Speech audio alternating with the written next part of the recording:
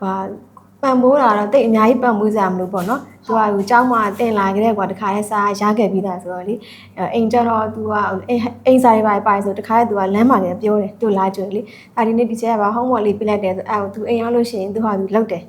အဲ့လိုပေါ့ဒီလိုဂျားရက်ဆို homework မပါတဲ့နေ့ဆိုရင်ကျတော့တခါကျတော့မလုပ်ချင်ဘူးကလေးဆိုတော့ဆော့ချင်တယ်လေအဲ့လိုနားတဲ့အချိန်သူနားတဲ့အချိန်ကျအမဒီချက်က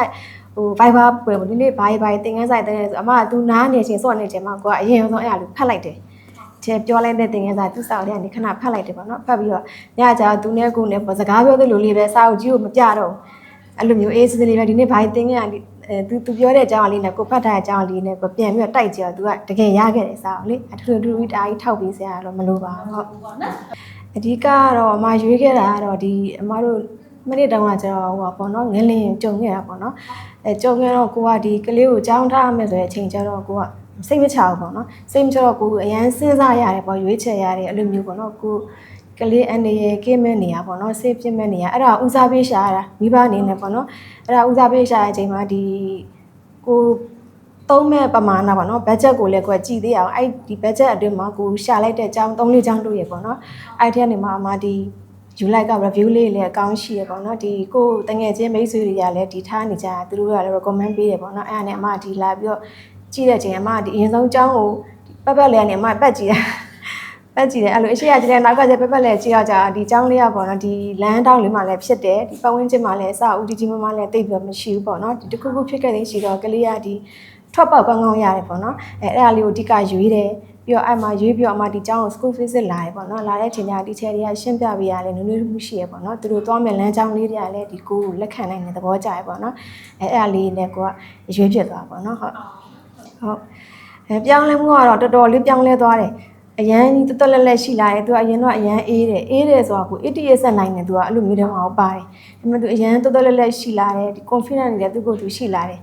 social လည်းအရန်ကောင်းလာတယ်ဒီစကားလုံးအသုံးနှုန်းလေးတွေဝေါ်ဟာရာလေးတွေအဲ့လိုအပြောဆိုပေါ့နော်စကားပြောဆိုလေးလည်းပို့ပြီးတော့သူပြောတဲ့ဆိုတဲ့ကောင်းလာတယ်ပေါ့နော်အဓိကကတော့သူအမအကျဉ်းနဲ့ဆုံးကသူအရန်ပြောတယ်အကြောင်းပါအရန်ပြောရတယ်ကိုကကျဉ်းနဲ့နေဟာဒီချယ်တွေကဘယ်လိုနှွေးထွေးမှုရှိရပေါ့နော်ဒီကိုကဒီကျောင်းကိုလာတဲ့ကိုကလေးကိုအကျိုးပို့ရတယ်ကိုကြည်နေကိုဒီချယ်ရကိုကလေးဒီချယ်တွေမဟုတ်တခြားဒီချယ်တွေကိုကြည့်တဲ့အချိန်မှာလည်းဒီလိုမျိုးမိဘတွေနဲ့သူတို့နဲ့ဆက်ဆံမှုလေးရလည်းအဆင်ပြေတယ်နှွေးထွေးမှုရှိရပေါ့နော်ပြီးတော့ကိုတခါတလေသူစာလေးပိုင်းနားမလည်ရလေးတခါတလေတစ်နှစ်အတွင်းမှာသူ3ချိန်လောက်2ချိန်3ချိန်လောက်ပဲရှိရပါသူနားမလည်ရလေးတကယ်လို့ပါခဲ့ဒီတဲ့အချိန်ဆိုလဲအမဒီ Viber ကနေဒီချက်ကိုချက်ချင်းမေးတာချက်ချင်းဒီချက်ရှင်းပြတယ်နောက်ရက်မှာလည်းအကြောင်းမှလည်းတခါကလေးကိုပြန်ပြီးရှင်းပြရပါတော့အဲ့လိုမျိုးလေးရှိတယ် view site ပါတယ်အမားတို့ပြောတဲ့ဟာလေးကိုတေချာလေးနားထောင်ပြီးဒီချက်နဲ့အဲ့လိုတေချာစိတ်ရှိလဲရှိနေတေချာခဲလုပ်ပြီးမျိုးထွေးပါတယ်ဟုတ